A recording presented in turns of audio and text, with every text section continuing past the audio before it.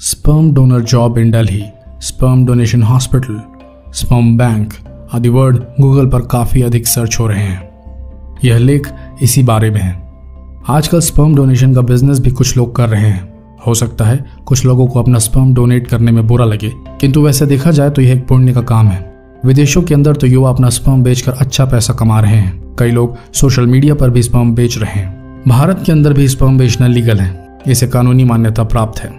कोई भी व्यक्ति अपना स्पर्म बेच सकता है। आइए जानते हैं स्पर्म डोनर बनने से जुड़े कुछ सवाल और उनके जवाब।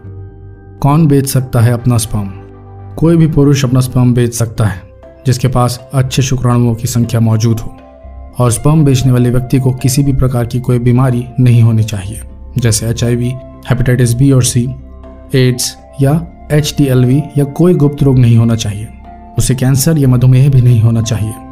स्पर्म डोनेट करने से पहले आपसे कई प्रकार के सवाल पूछे जा सकते हैं, यानी आपकी लाइफ से जुड़े सवाल पूछे जाते हैं। आपका स्किन कलर आदि इसमें दर्ज किया जाता है। व्यक्ति की उम्र 40 साल से कम होनी चाहिए, क्योंकि 40 साल के बाद व्यक्ति का स्पर्म सही मिलना मुश्किल हो जाता है।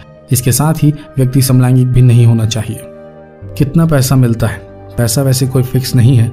आपका स्पर्म यदि अच्छी क्वालिटी का है तो आपको एक बार में इंडिया के अंदर 10,000 तक मिल सकते हैं। यदि आपके स्पर्म की क्वालिटी कमजोर है तो आपको 5,000 ही मिलते हैं। यानी आपको मिलने वाले पैसे आपके स्पर्म की क्वालिटी पर निर्भर करते हैं। कैसे डॉक्टर एकत्रित करते हैं आपका स्पर्म?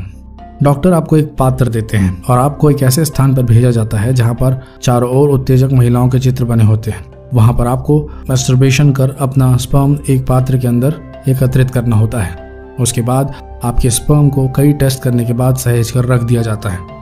जो डोनर स्पर्म को डोनेट करता है उसकी पहचान पूरी तरह से गुप्त रखी जाती है, जिसका बड़ा फायदा डोनर को मिलता है। इसके अलावा जो परिवार स्पर्म को लेता है और उसे विशेष विधि से महिला की गर्भाशय के अंदर ट्रांसफर करवाया जाता है, उसकी पहचान भी गुप्त रखी